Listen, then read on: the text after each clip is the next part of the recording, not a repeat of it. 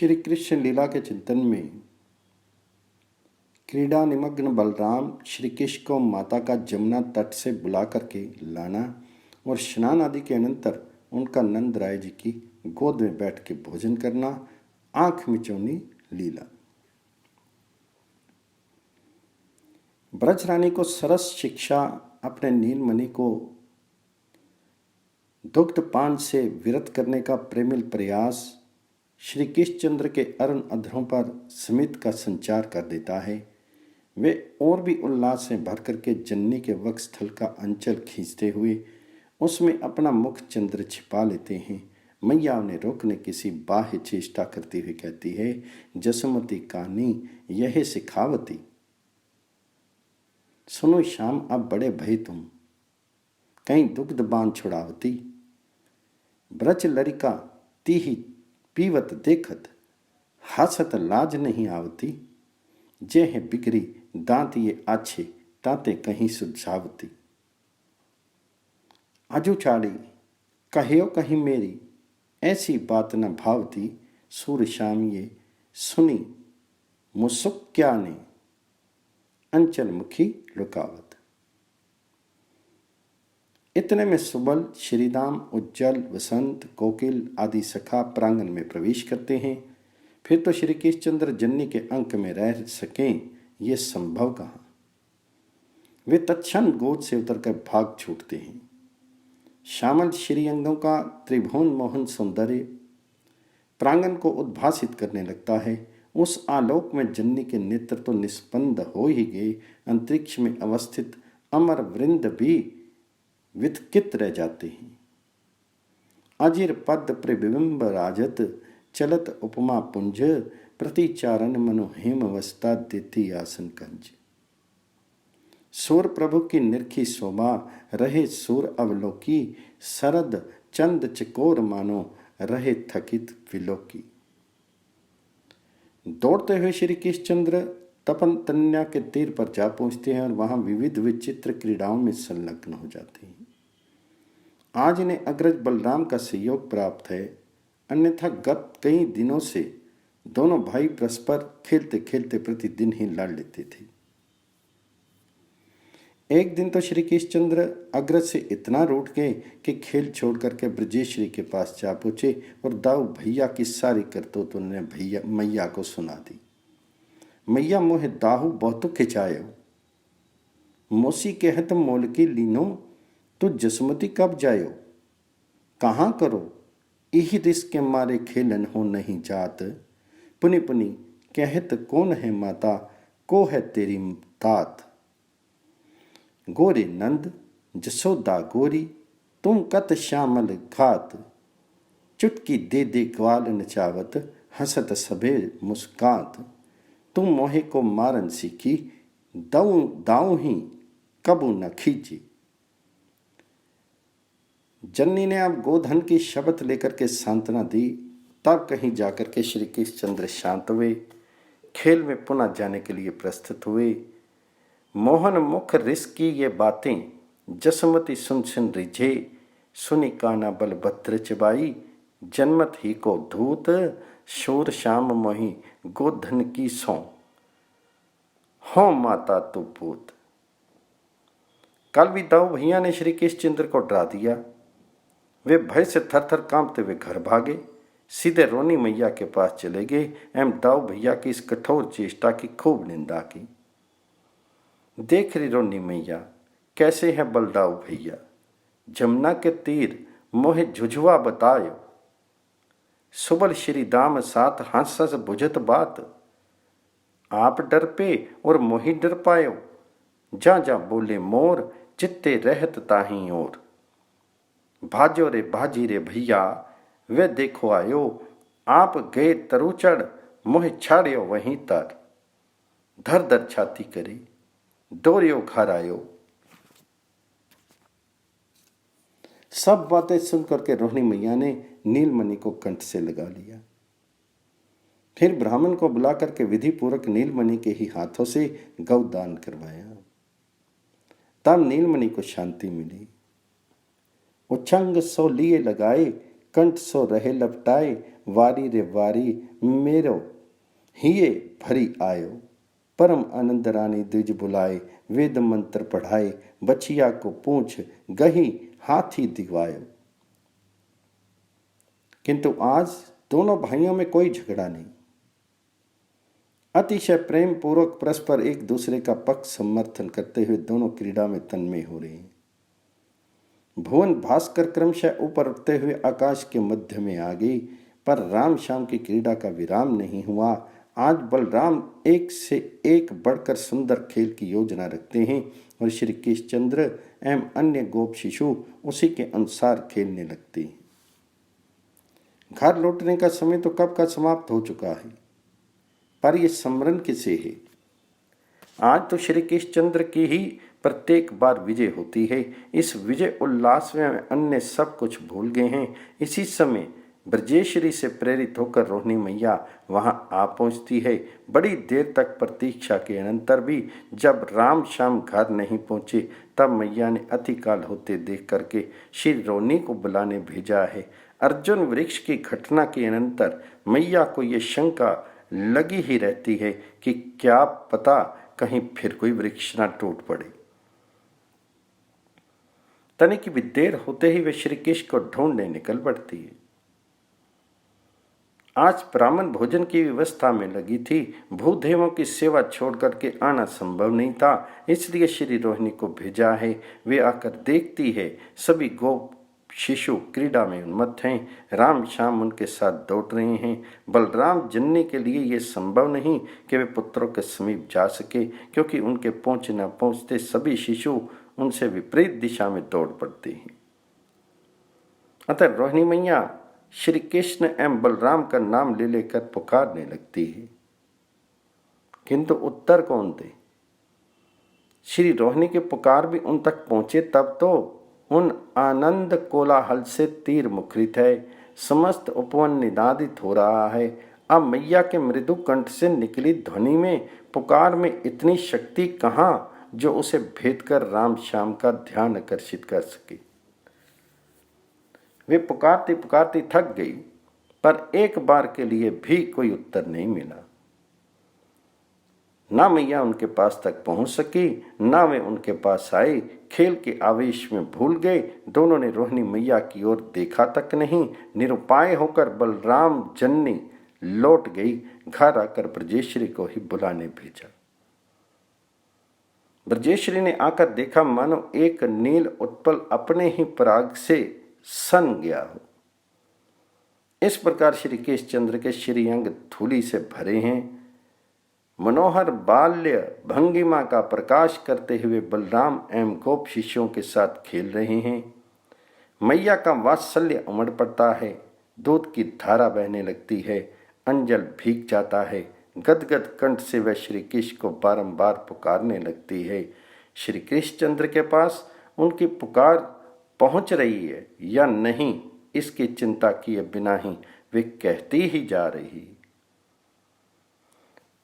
मेरे लाल, अरे कृष्ण कमल नयन, बेटा सुन, सुन तो सही, अरे शीघ्र आ जा। देख मैं तुझे दुग्ध पिलाने आई हूं, तो दुग्ध पान तो कर ले।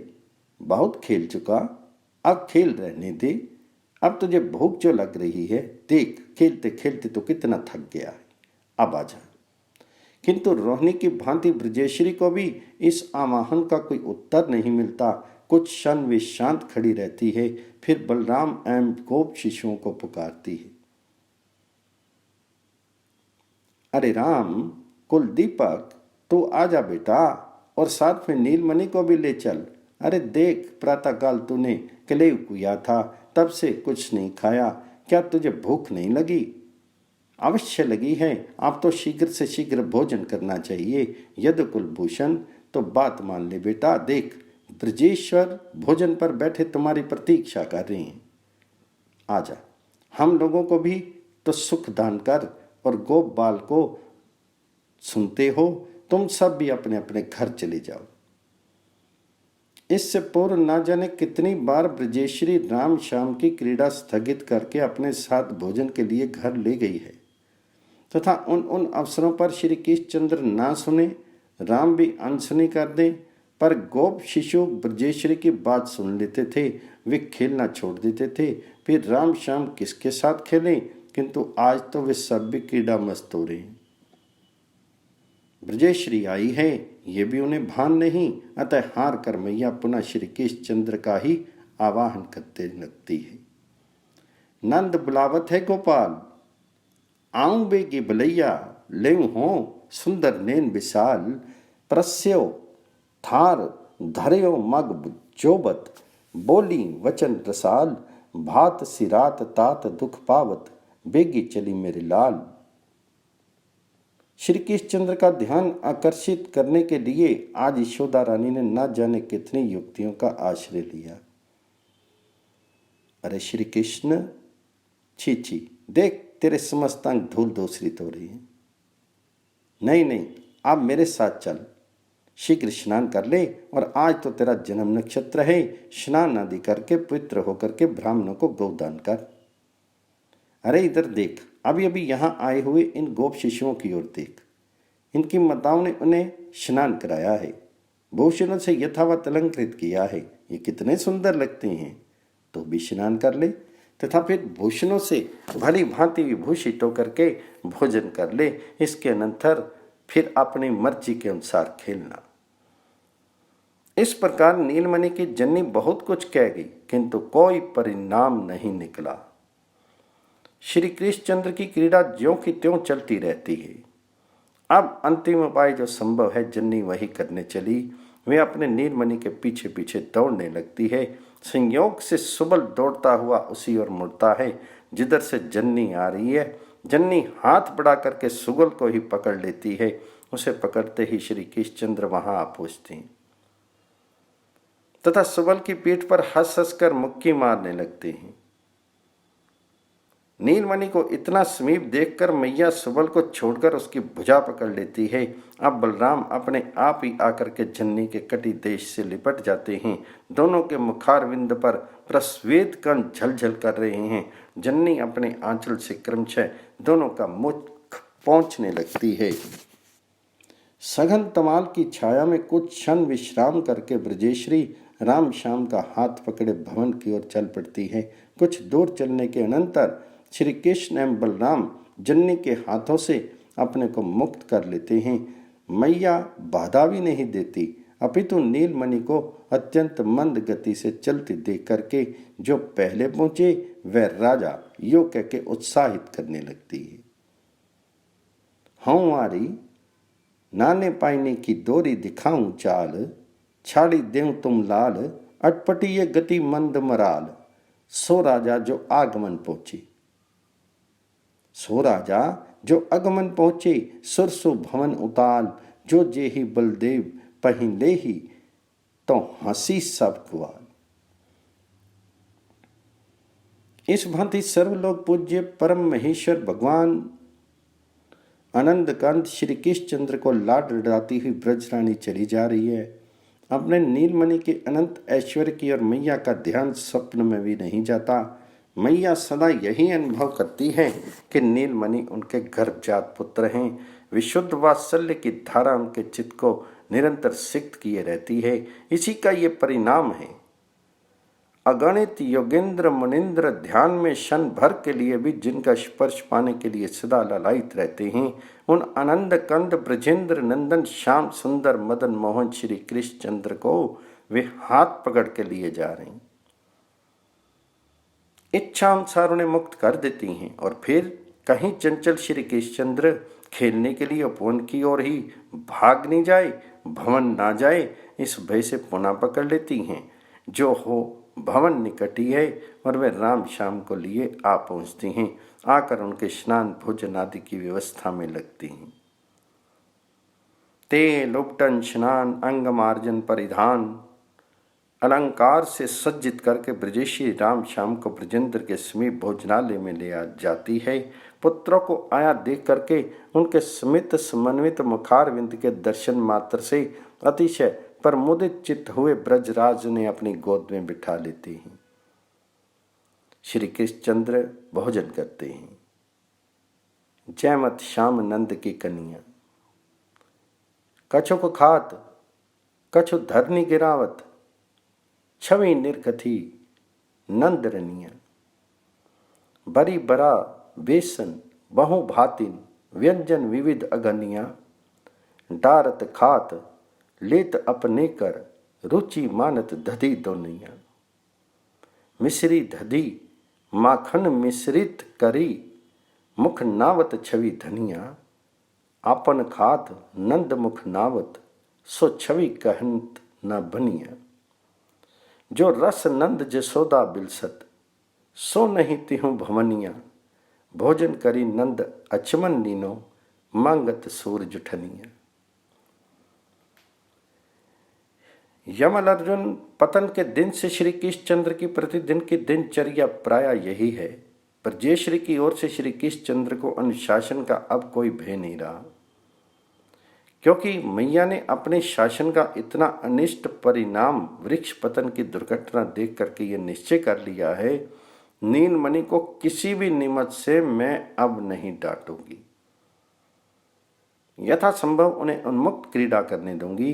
अतः श्री कृष्णचंद्र कलेव समाप्त होते ही प्रतिदिन जमुना तीर के उपवन में खेलने चले जाते हैं, परंतु विलंब होते ही स्नेह पर वशा जन्नी ढूंढने भी जाती ही है, तथा किसी दिन ढूंढने पर भी श्री कृष्णचंद्र को जब नहीं पाती तो प्रेम अतिरेक वश विक्षिप्त सी होकर के उच्च स्वर से प्रलाप सा करने लगती है। अवश्य जन्नी का ये प्रेम उन्माद आरंभ होते ही श्री कृष्णचंद्र के कानों में भी जन्नी की पुकार चली ही जाती है और वह दौड़ते हुए आकर के जन्नी के कंठ से लग जाते हैं। कौ माई बोली ले हो गोपाली, मैं अपने को पंथ निहारती। खेलत बैर भई नंदलाली, टेरत बड़ी बार भई मोको, नहीं पावती घनश्याम तमाली। सिद्ध जयमत सिरात नंद बैठी, त्याऊं बोली कानन तत्काली। भोजन करे नंद संग मिलके, भूख लगी हव्य मेरे पाली। सूर्य श्याम मंग जोबत जननी, आए गे सुनी बचन दसाली। मध्याह्न के समय भी प्रतिदिन ही न्यून अधिक अंतर से ब्रजेश्वर एवं राम श्याम के भोजन की ये अभिनव झानक की निहार निहार के पुर सुंदरियां अपने नेत्र शीतल करती हैं। धूसर धोरी अंग लपटाने, आनी नंद कहीं दीने। झार धुरी समा हारत अलके, बदन चुमी तै लीने। उठी उठी चलत न बैठत लालन, पितु पोछे पुचकारे। शट रस निरस लगत तिनको, सब खेल हिये में धरो। शिशु खेलन को सोर सुनत, प्रभु नजरी बरिक उठी धावे।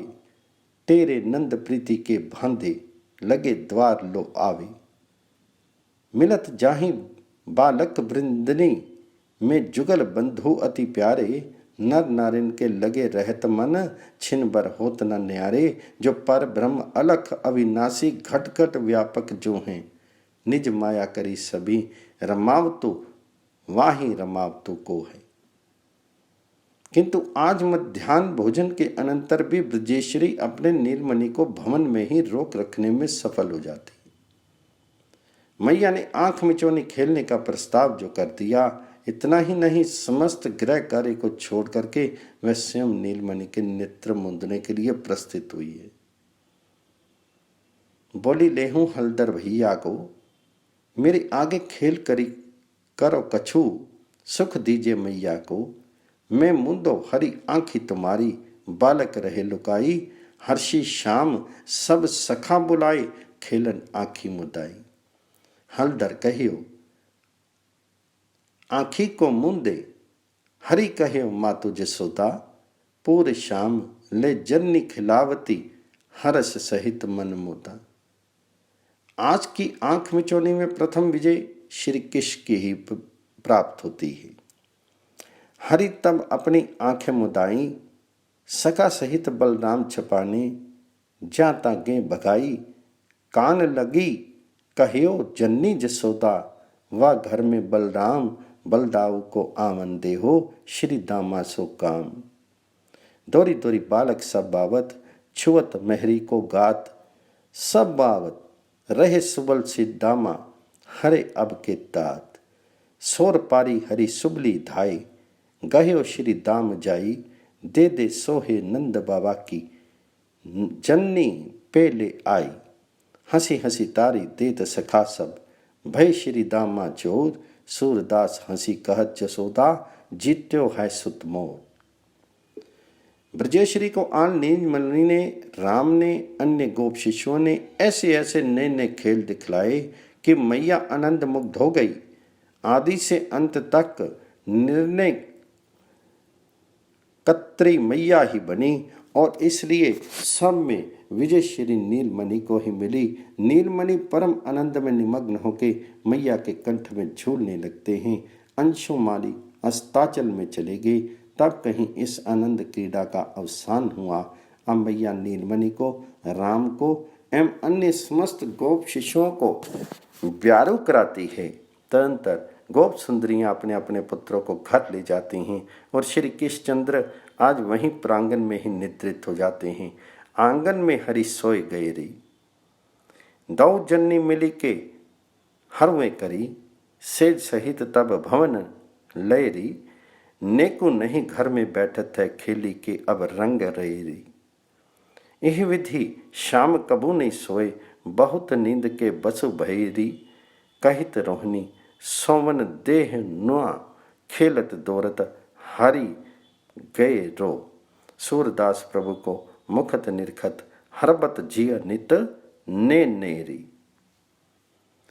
बाल कृष्ण भगवान जी की जय, यशोदा मैया के लाल की जय, नंद के गोपाल की जय।